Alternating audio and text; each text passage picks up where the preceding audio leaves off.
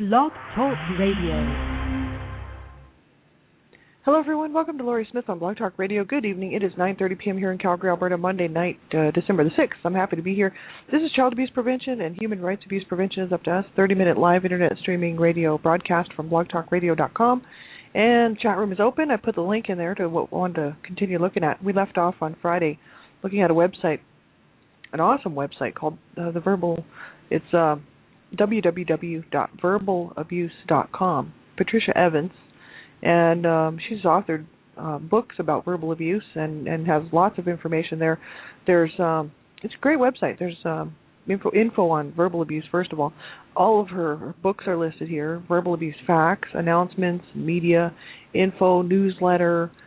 She really, has done some great work here. There's videos, audios, bulletin boards, workshops, and courts and custody, endorsements, therapists, workshops.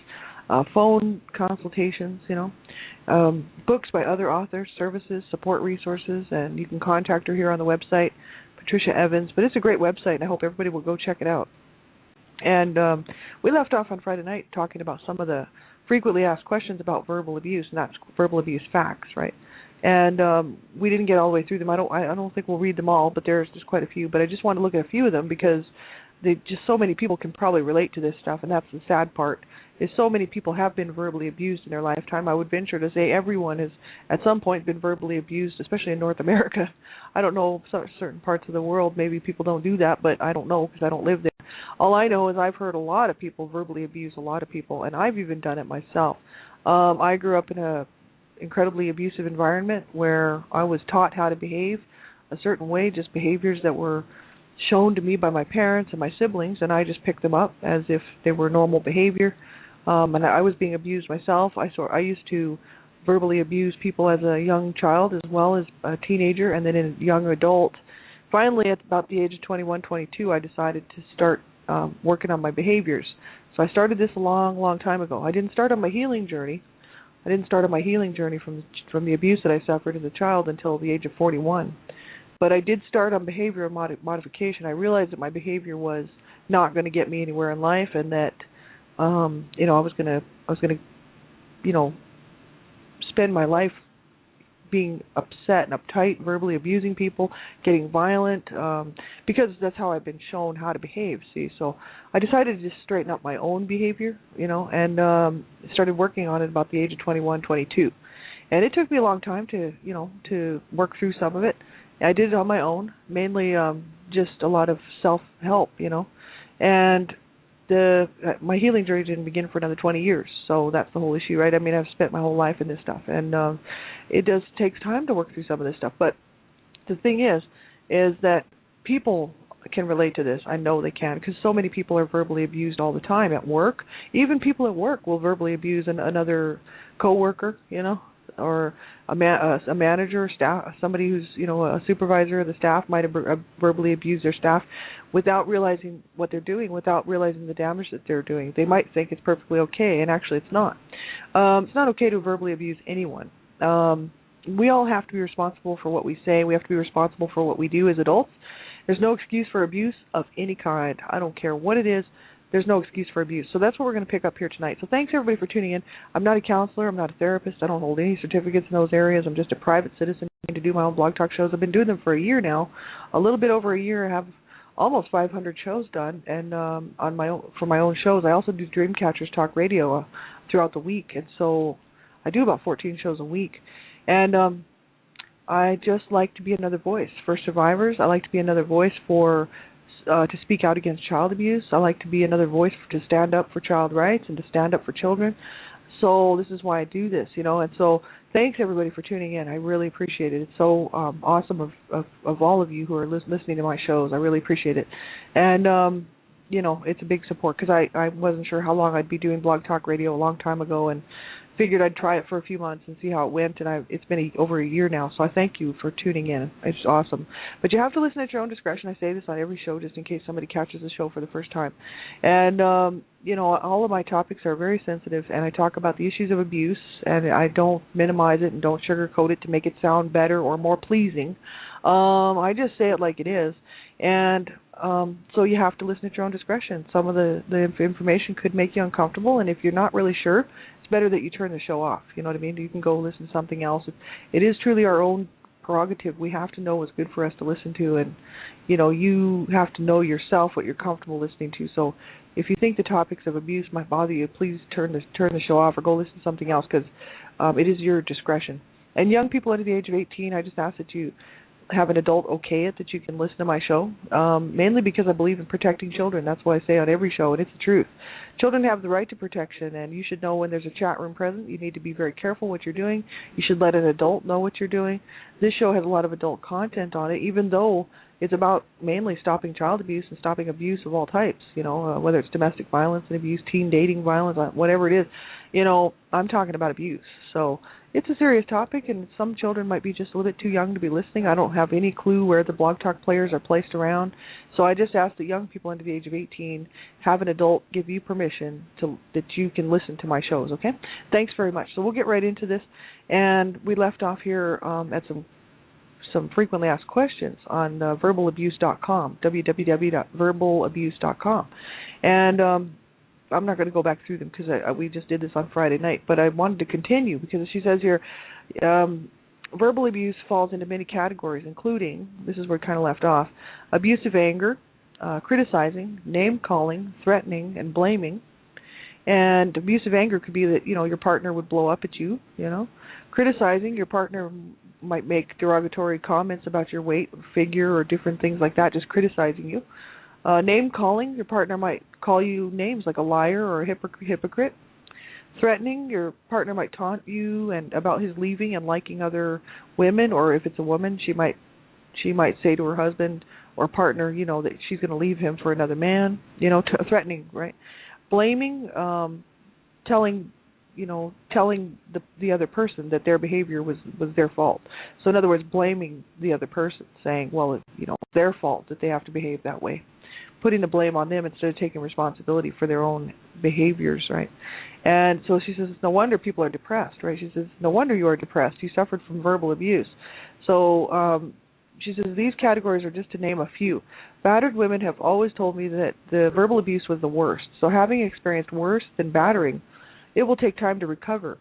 You can support your psyche in healing, but you can't make your psyche heal any faster than it is supposed to, she says. Just like you can't make a cut heal faster than it takes a cut to heal. I see you're posting a question as a courageous thing to do and reaching out for support as a smart thing to do.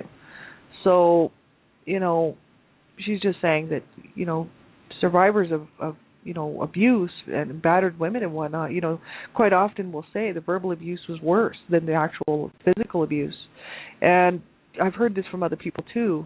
And I mean, even in my own case, I kind of try to look at, I think to me it all hurt about the same.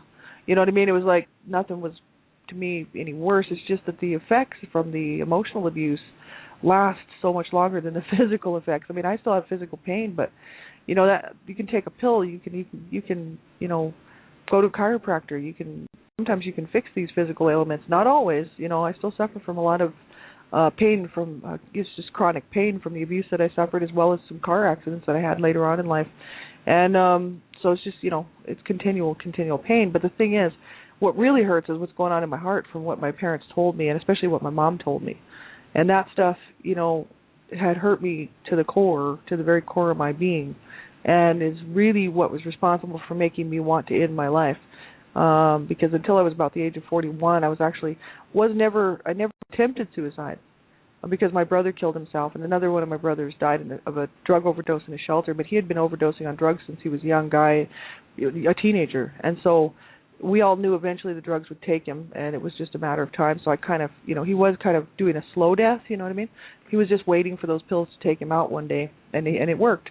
And so two of my brothers died pretty much, one hung himself and the other one died from a drug overdose. So, our family was very much had suicidal thoughts and suicidal tendencies. My dad was suicidal. He used to run down the freeway in the middle of the night trying to run in front of vehicles to get hit by cars, and he was suicidal. My mom was always talking about committing suicide. So see, it's no wonder that we as children from these two suicidal parents would consider that to be an option, right?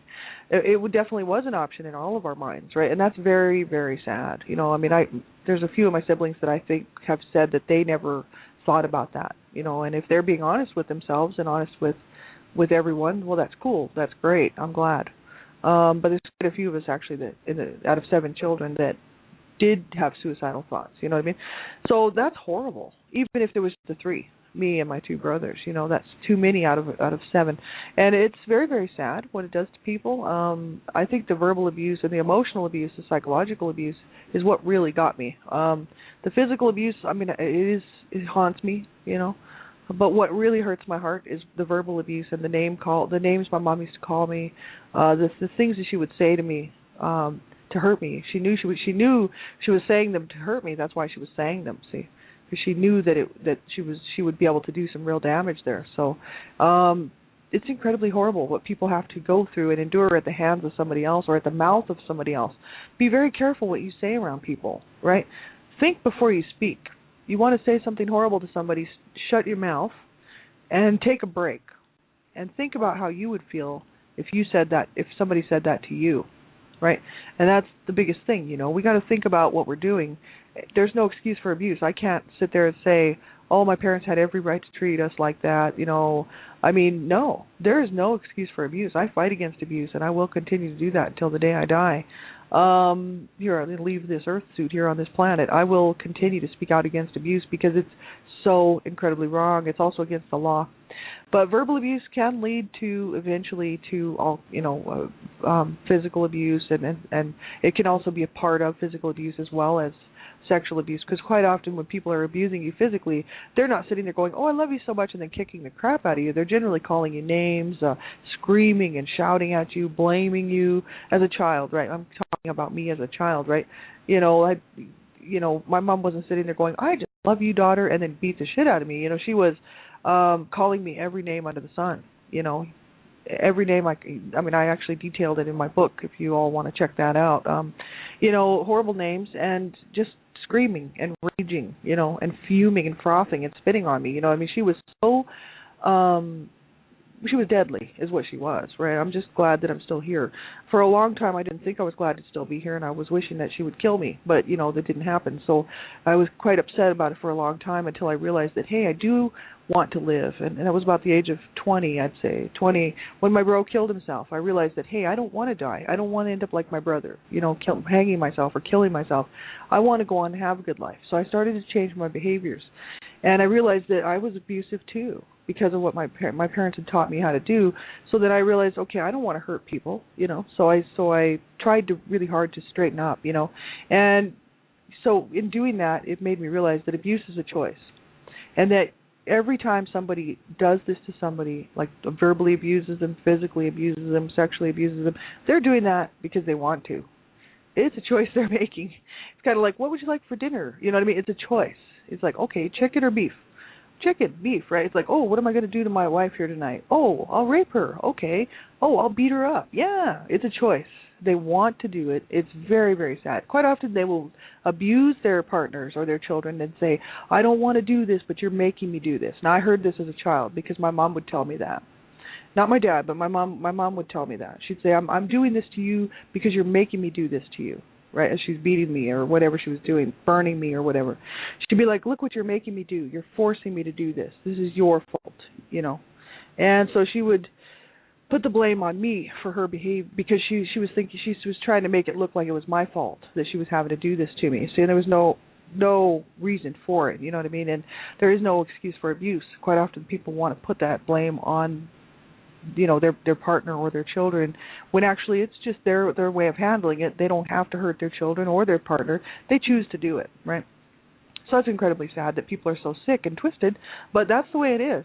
And so, if you're in this situation, make sure that you get some help. I'm telling you, there are awesome things you can do. If you don't trust a counselor or a therapist, you can get online to some of these support groups out here who you can join anonymously. I think, for the moderator and for the owner of the website, you do have to sign on with your real name. But once you get in there to the community that's involved for these online support groups, you don't have to give your real name. You can sign up with a fake name, and you don't have to tell them where you live. You don't have to, but you can get some support. or if you want to talk to a counselor or therapist or whatever, or you need to call a crisis line or dial 911, whatever you have to do to get yourself to safety or to get yourself, to a good place.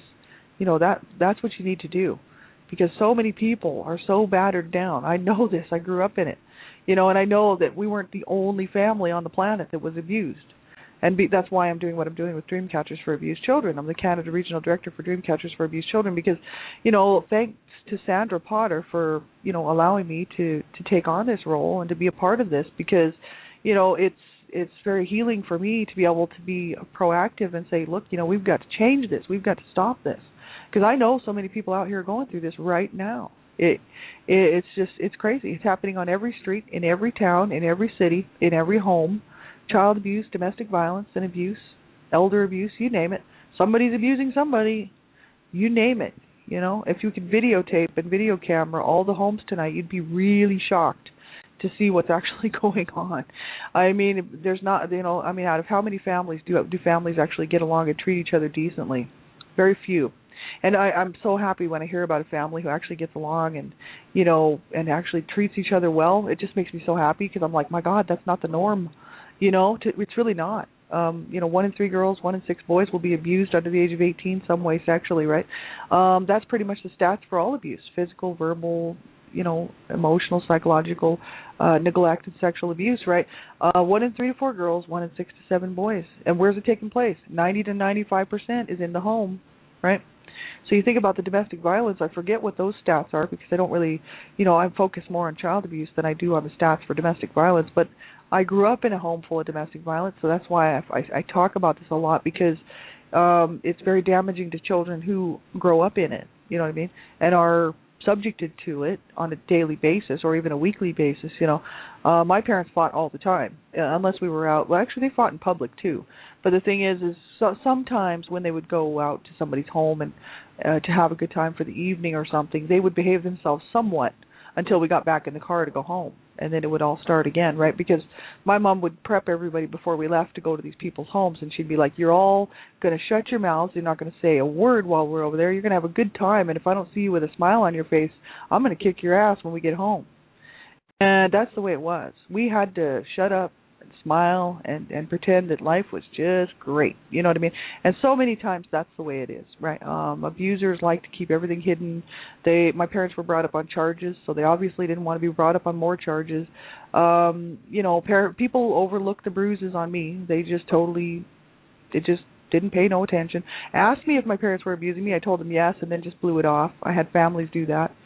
One family actually intervened for me at about the age of 13 and a half actually, and they actually did intervene for me and went down and talked to my mom and told them that they were going to get the authorities involved if there was one more sign of abuse, because I begged and pleaded with them to not take me out of the home. And the reason being, people would say, why would you want to stay in that home? Your parents abusing you like that and abusing each other, and just so much violence and horrible stuff going on. And it's because out of the 7 children that were born, my mom had 10 children, but three were stillborn. So out of 7 children that lived, I was the only one that my mom wanted to throw out of the house, And I was the youngest, I was the baby, and everybody else was doing drugs and ripping off and stealing and, one of my brothers, was holding a knife to my sister's throat one time for hours because he wanted her to take him on to rob a store, a prescription, what do you call them, a drugstore. And so, and here's my mom wanting to throw me out, and I wasn't actually behaving all that bad. I was actually trying to behave, because I was, trying to stay out of trouble, right? Because I knew my parents didn't have to have a reason to abuse me, so I was very much always trying to stay out of trouble. And I did still get into a little bit of trouble here and there, but it didn't warrant the abuse, you know what I'm saying? So I was determined to stay in the home. I was like, there's no way you're going to throw me out. You're not getting rid of me. I'm the last of the 7 kids. I'm a good kid. I don't, something inside of me was always saying, no, you're not throwing me away. I'm not a throwaway kid, because my mom was always throwing me out of the house. Throwing me out, slamming the door, spitting in my face, telling me to get out, and she didn't care if I came back, right? So that's the whole thing, right? I was determined to stay in the home, so that's why I did that. A lot of people wonder why people would do that. Well, for anybody who's listening who's interested in psychology or whatever, there's something for you to look at. I thought about it long and hard.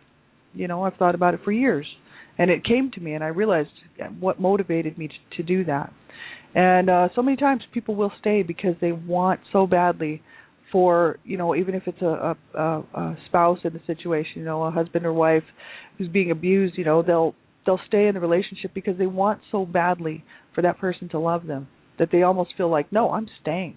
I'm going to force you to love me, which was my thing. Was just that, I thought that I could actually get my parents to love me if I stayed long enough. If I put up with it long enough, eventually my parents would love me. That was always in the back of my mind, because they told me from the time I was born that I was not wanted and that they did not love me, right? And so I was continually hoping that they would change their mind, right?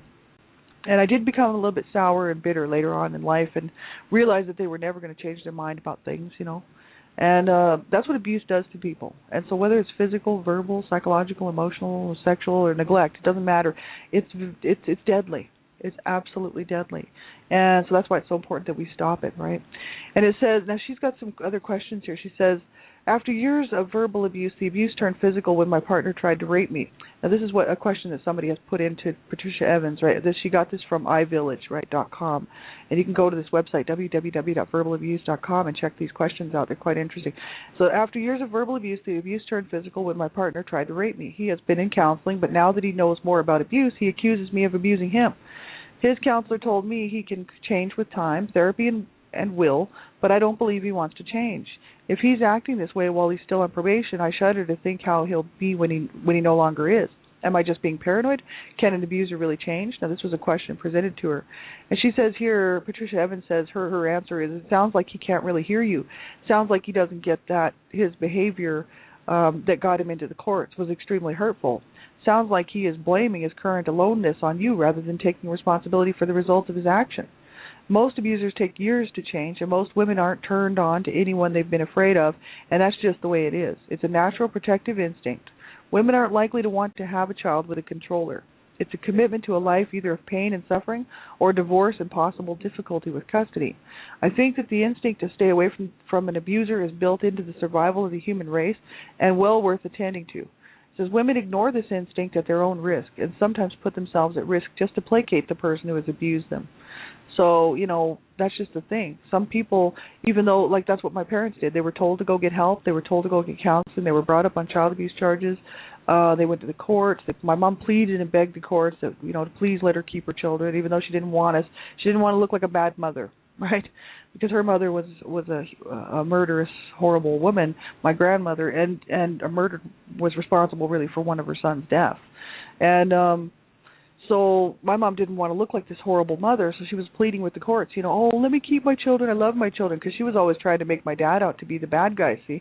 But my mom was actually responsible for just as much of the abuse as my dad was. And so she didn't want the courts to think that she was so horrible, so she was pleading with the courts, let me keep my children, I love my children. And then, of course, when we get home, it all starts over again, right? But the courts told them to get counseling. They were both told to get marital counseling as well as their own individual counseling, because my dad was schizophrenic and my mom was manic depressive and had all kinds of other issues, and the abuse had happened and they knew it. So they were like, okay, the only reason that we're going to allow the children to stay in the home is if you guys get counseling. So they went to 2 sessions.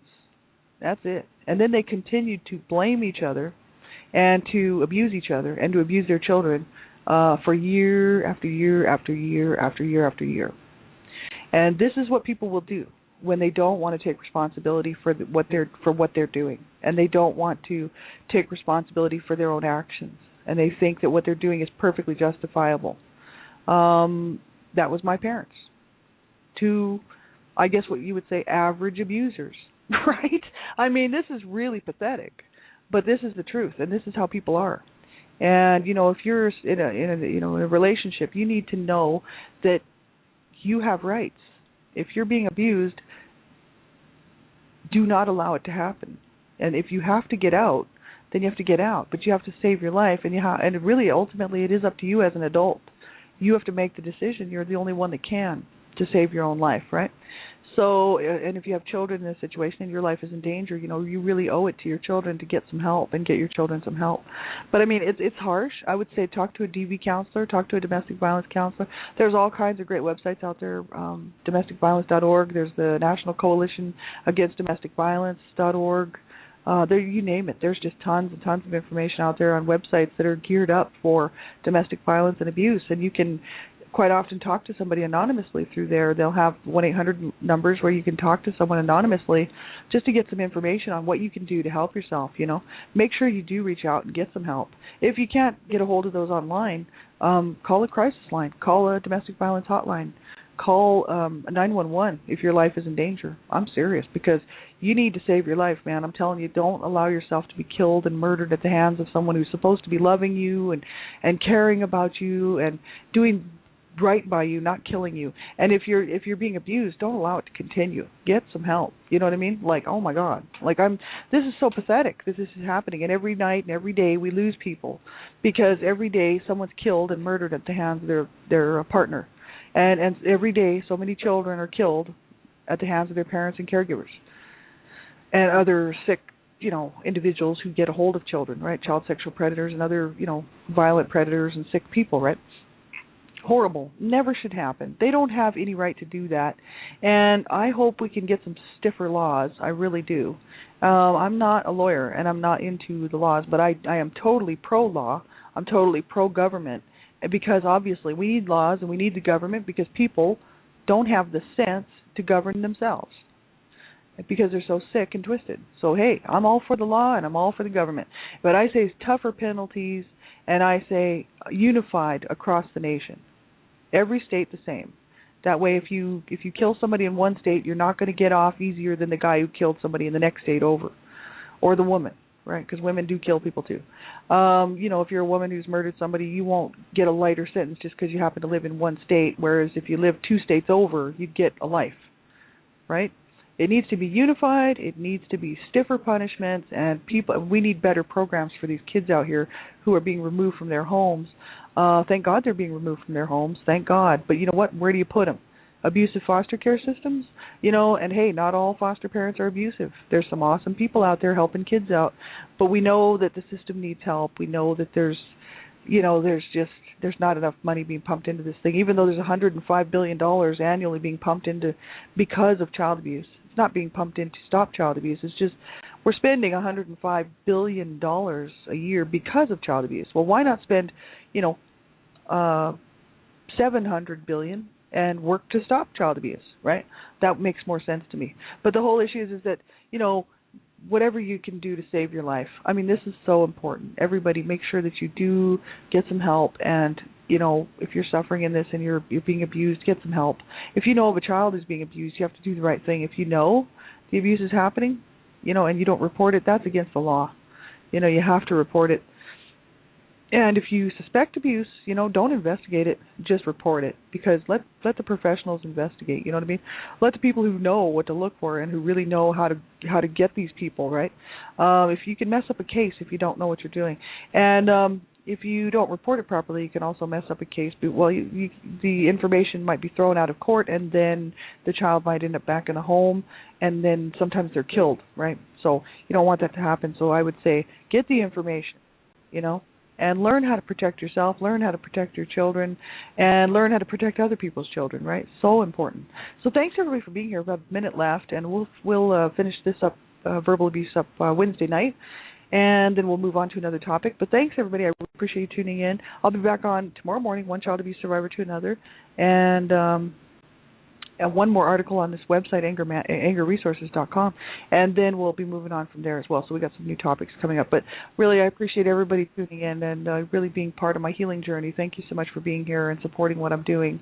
And do what you can to be a voice. We all can do something. Even if you can't be a voice, do whatever you can within your own abilities and capabilities to help, to save children's lives, right? This is so important.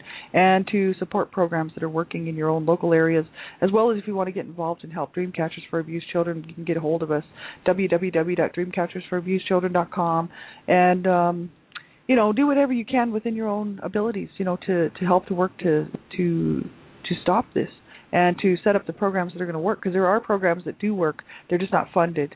So the more education we can get out there and the more awareness we can get out there, then the better chances we can save children's lives, right? So everybody do what you can, and have a great night. We'll talk to you real soon.